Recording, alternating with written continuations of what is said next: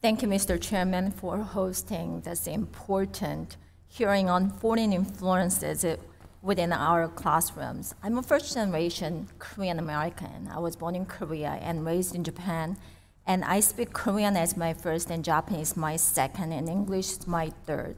In my district, 41% of first generations are in the district, and out of that, 37% are first generation Asian Americans.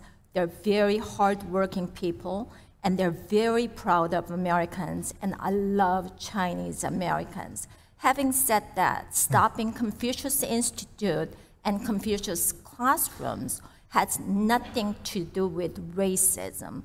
And Confucius classrooms have no place in the United States. Confucius classrooms are CCP's propaganda. This has nothing to do with Asian Americans, and this has nothing to do with Chinese people.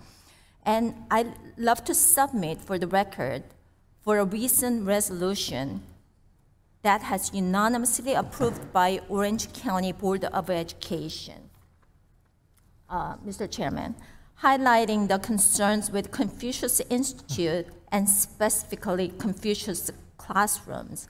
Orange County Board of Education working very hard for the students without objection, so entered into the record. Thank you, for the parents.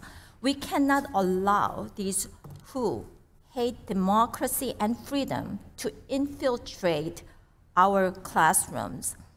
And I want to ask Mrs. Neely that welcome my fellow Pepperdine graduate.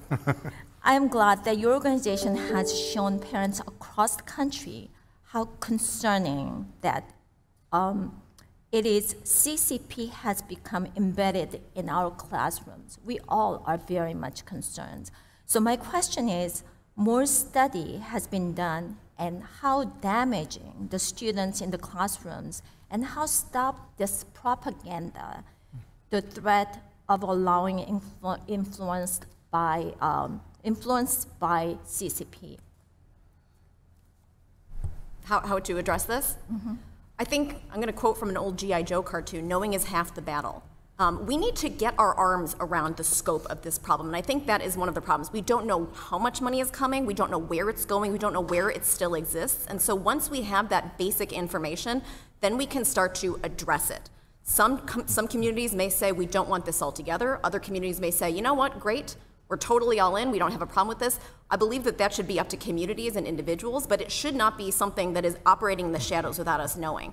As my colleague said, you know, many people fled China because they did not agree with that. Why then is it being pumped into their children's heads once they have come to America? They are being denied an opportunity to have their values put into their children's minds at school. And that's something that we find deeply discouraging.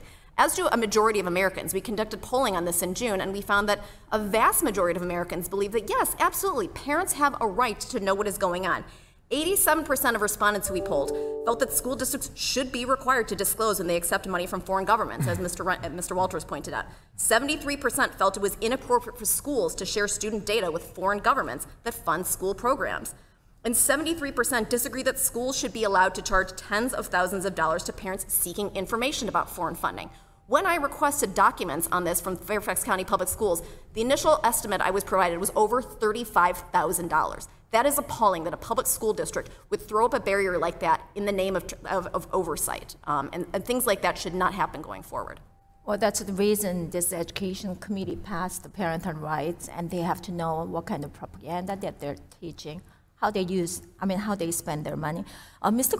Gonzalez, my own parents fled from North Korea from communism, and their stories have impacted me forever. Why must we work hard to protect our kids from influences that come from CCP Confucius classrooms? Thank you, Representative Steele, for that question. And I spent 2 wonderful years in Korea as a journalist in the late 80s and early 90s, spoke passable Korean. This is a foreign political party that is totalitarian. Everywhere that communism has been tried, it has ended in tyranny with the suppression of people's rights and economic chaos. What they want to do is influence our children into believing that no, it's a good system, and China is a normal country that is not tyrannical. We cannot allow that to happen. Thank you so much, Mr. Chairman. I yield back.